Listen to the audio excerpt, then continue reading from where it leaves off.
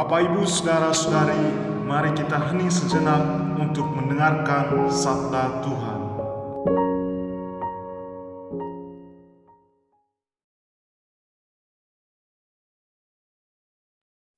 Tuhan bersamamu dan bersama rohmu.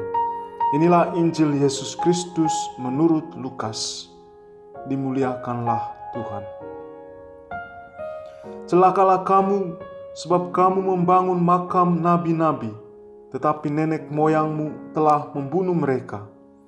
Dengan demikian kamu mengaku bahwa kamu membenarkan perbuatan-perbuatan nenek moyangmu, sebab mereka telah membunuh nabi-nabi itu dan kamu membangun makamnya. Sebab itu hikmat Allah berkata, Aku akan mengutus kepada mereka nabi-nabi dan rasul-rasul, dan separuh dari antara nabi-nabi dan rasul-rasul itu akan mereka bunuh dan mereka aniaya, supaya dari angkatan ini dituntut darah semua nabi yang telah tertumpah sejak dunia dijadikan, mulai dari darah Habel sampai kepada darah Sakaria yang telah dibunuh di antara mezbah dan rumah Allah. Bahkan aku berkata kepadamu, semuanya itu akan dituntut dari angkatan ini. Celakalah kamu, hai ahli-ahli Taurat, sebab kamu telah mengambil kunci pengetahuan. Kamu sendiri tidak masuk ke dalam, dan orang yang berusaha untuk masuk ke dalam, kamu halang-halangi.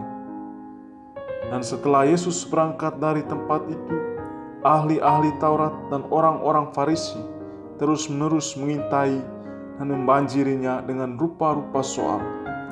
Untuk itu mereka berusaha memancingnya, supaya mereka dapat menangkapnya berdasarkan sesuatu yang diucapkannya. Demikianlah Injil Tuhan. Terpujilah Kristus.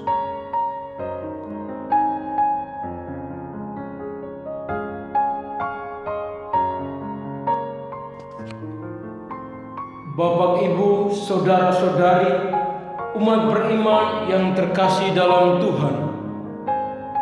Sebagai kelanjutan dari perikop kemarin, Yesus dalam Injil Lukas pada hari ini dengan penuh wibawa melancarkan kritikan keras terhadap orang Farisi dan ahli-ahli Taurat. Teguran atas dasar kebenaran sejarah dan fakta memang tak terbantahkan. Mereka pun tahu orang yang mengucap mereka sedang menguak kebenaran.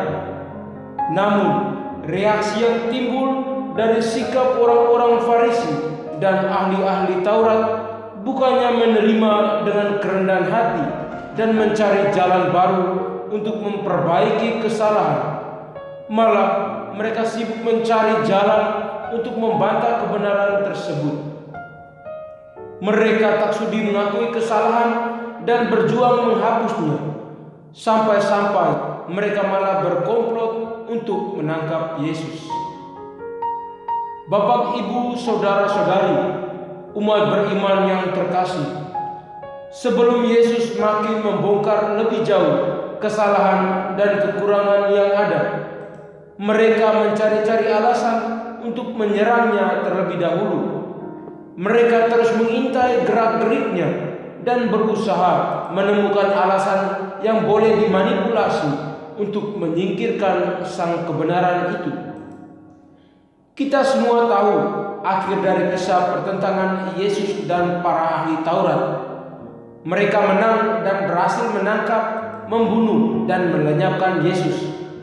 Mereka melakukan apa yang dulu sudah dilakukan nenek moyang mereka kepada para nabi utusan Allah.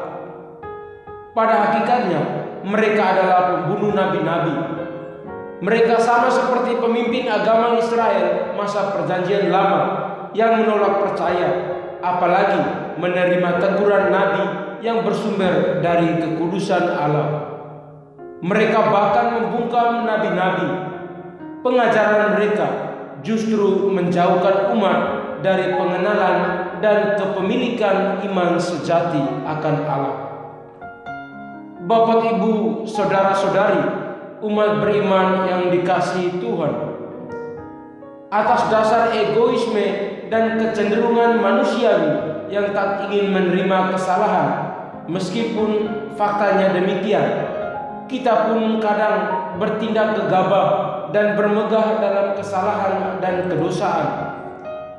Orang-orang Farisi dan ahli-ahli Taurat yang mengklaim sebagai pemilik kebenaran bertindak egois dan membabi buta. Mereka membuang jauh-jauh kerendahan dan kebesaran hati. Kita pun kerap tergoda menjadi pengikut setia orang Farisi dan ahli Taurat. Ketika kita ada di posisi bersalah, kita berusaha menyerang orang yang dengan penuh kasih menunjukkan kesalahan dan kelemahan kita. Kerap terjadi dalam relasi antara kita satu sama lain.